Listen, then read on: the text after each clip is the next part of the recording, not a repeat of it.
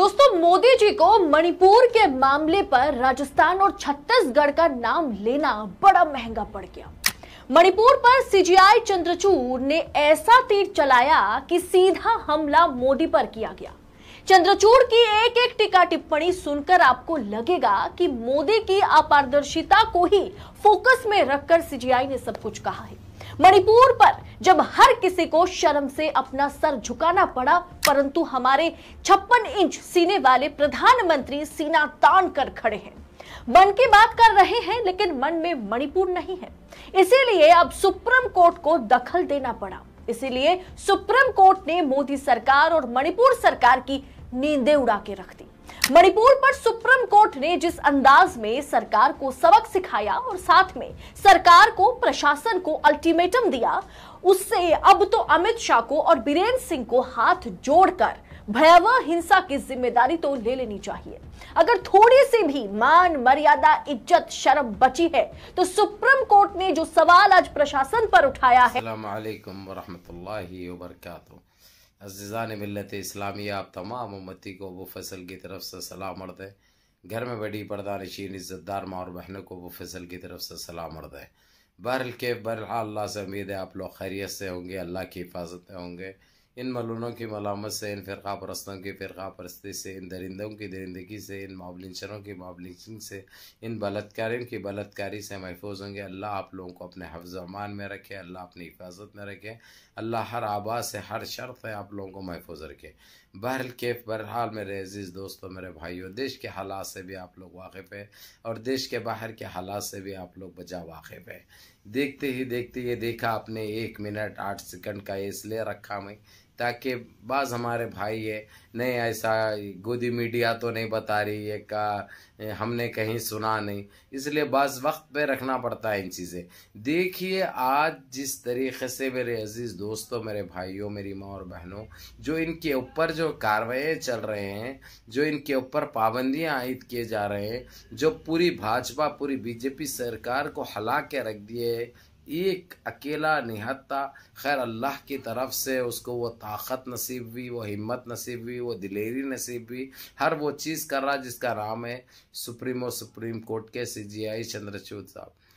तो बहरहाल उन्होंने जो इन हमारे फेंकू मंत्री जिस तरीके से जो बोला था, राजस्थान और छत्तीसगढ़ का जो नाम दिया था, सीना तान के 56 इंच का सीना तान के, तो उसके ऊपर एक सीधे सीधे चंद्रचूड़ साहब बोला, एक बेहुदा किस्म का एक अल्फाज है उनके, उसके ऊपर उन्होंने इतने बातें की है, इतने अल्फाज इस्तेमाल किया है, इतनी दायरा बंदी की है, वो जाल में उन्होंने खुद फंस गए। और शाह इतना बुरा फंस चुके हैं क्योंकि सीधे सीधे लगा दिया उन्होंने। सीजीआई ने एक पूरा हाथ इनका है, पाँव इनका है, धड़ इनका है, दिमाग इनका है, जबान इनकी है, हर चीज इनकी है। करे कोई और है लेकिन करवाया गया है, ये सीधे तौर पे कह दिया गया है। और 2024 को के मद्देनजर दिमाग में रखकर ये घिनौना काम अंजाम दिया गया, जो कि जिस वक्त सारी दुनिया के अंदर चर्चे बने हुए हैं, सारी दुनिया में इसके चर्चे चल रहे और बहुत खतरनाक अंदाज में, बहुत खतरनाक तरीके से।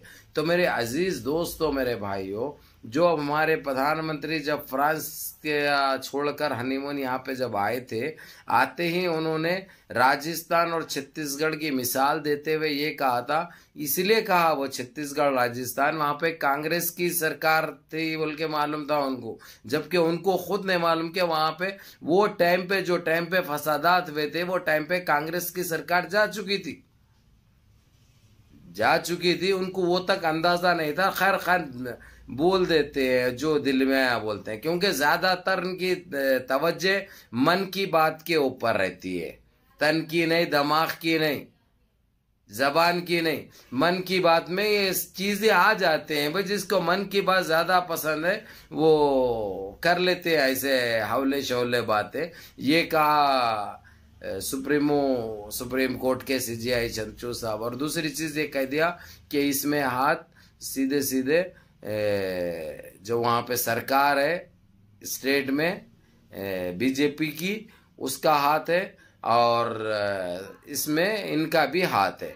ये चीज खुले तौर पर ऐलान हो गया, खुले तौर पर बोल दिया। अब इसकी जो सजा है, सजा इनको मुकर्रर करना है।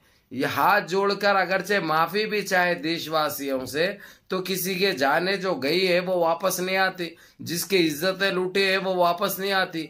तो इन्होंने ये घिनौना खेल खेलते वक्त ये क्यों नहीं सोचा था, ये क्यों नहीं सोचा था? इन्होंने ये काम अंजाम देना था, काम अंजाम दिया। और अगरचे जिसमें जीसीसी और ओआईसी की मदद नहीं आती और रेड क्रॉस नहीं आती, वहां की मेडिकल टीम नहीं आती, तो और कितने जाने थे और कितना नुकसान होना था, कितनी उसकी भरपाई भी नहीं कर सकते।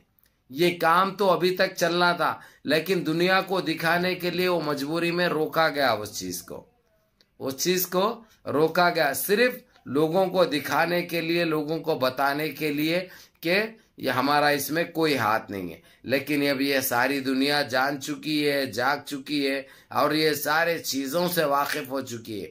इसलिए इन्हों जो छुपाने की कोशिश करे, ये ना छुपने वाली है ना दबने वाली है। इसका जो है सो इन्हीं को जवाब देना है, वो भी बहुत जल्द देना पड़ेगा। ये कह दिया है सीजीआई चंद्रचूड़ साहब ने। और हम जीसीसी के उन ममालिक की जो वहां पे मदद पहुंचा रहे हैं बारिश में और इतने खराब मौसम में, ये सिर्फ उन्हीं का दिल हो सकता। एक सच्चे मुसलमान ही कर सकते हैं ऐसा, दूसरे नहीं कर सकते, किसी के बस की बात नहीं है। बहरहाल ये साबित हो चुका है। बहरहाल मेरे अजीज दोस्तों, मेरे भाइयों, मेरी माँ और बहनों, मुनज़्ज़म रहिए, मुत्तहिद रहिए, अपनी सफ़ों में इत्तेहाद बरकरार रखिए, नमाज़ों की पाबंदी करिए, माँ बाप की खिदमत करिए, बड़ों के अहकाम पे अमल करिए और अपने इस भाई को भी दुआ में याद रखिए। अस्सलाम वालेकुम।